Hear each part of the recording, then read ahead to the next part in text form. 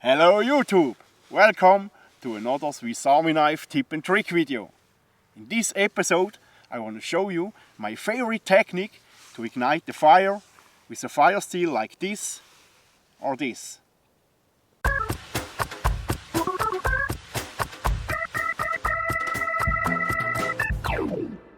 There are many different ways to ignite the fire with a fire steel. As striker you can use the sharp 90-degree spine from the knife. You can use a special fire striker. Such a fire striker you get mostly if you buy a fire steel. I like to use the sharp spine of a Victorinox saw blade. If you want to know how you can resharpen this spine, please check this video. Before I explain you my favorite technique, I want to show you some disadvantages from common techniques. The first technique I want to show you I call the beginner technique, because this is the technique that most people start with. For this, set your ferro rod on a surface behind the tinder pile or into the tinder pile like this, and now push the striker from top to the bottom like this.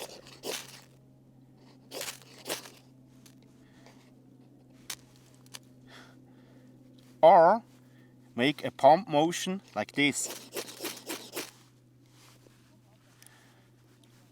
The disadvantage of this technique is that you can't use the whole length of the fire steel, because you have to stop before you crash into the tinder pile. And sometimes it happens also that you push out the sparks or the flame with the striker. If you use this technique, you get such an annoying pommel at the end with a bigger diameter, and this is absolutely useless. At some point this pommel will break off and you waste valuable fire steel material. Another technique is to hold the striker stable above the tinder pile and you push back the ferro rod like this. Also this technique works. The problem is that you have a certain distance from the tinder pile to the edge of the striker. And because of this distance,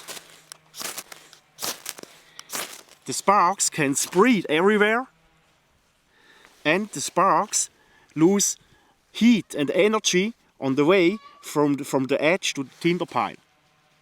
There is another technique who is specially used from peoples.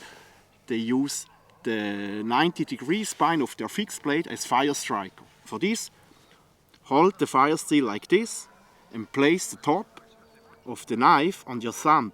Now make a motion like this. To be honest, I don't have much experience with this technique. Please let me know if I explained this technique wrong. On the one side, this seems to be a very controlled technique. But on the other side, this is for sure a technique you have to practice. And to fiddle around with the knife has always some dangers. Now let's jump to my favorite ferro rod technique. This technique works actually pretty similar to the last technique I showed you. Instead of holding the striker above the tinder pile, put it direct into the tinder pile and make a move with the fire steel like this. Important is support the fire steel with the index finger somewhere in the last third like this.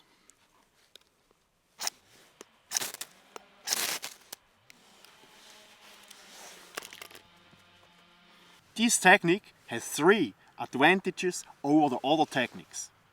Advantage number 1, you can use the whole length of the ferro rod without the danger to crash into the tinder pile with the striker, or without the danger to push out the sparks or the flames. Advantage number 2, because of the support from the index finger, you get an even pressure from the beginning of the ferro rod until the end. And this and this avoid that you get such an annoying pommel at the end. In contrary, you can shape away the material that you get the point at the end. And like this, you save valuable material. Advantage number 3. The side flat of the wood saw keeps the sparks together at one point. They don't spread around everywhere. And because of the short distance, you have the best control where the sparks are flying to. And the short distance makes also that the sparks don't lose energy and heat on the way to the tinder pile. I saw this technique the first time on a product YouTube video from the Firefly. The Firefly is this little fire steel who fits into the toothpick slot from a Swiss Army knife. Because the Firefly is very thin, you need this special technique with the supporting index finger, otherwise he can break easily. I like this Firefly very much and I use it very often.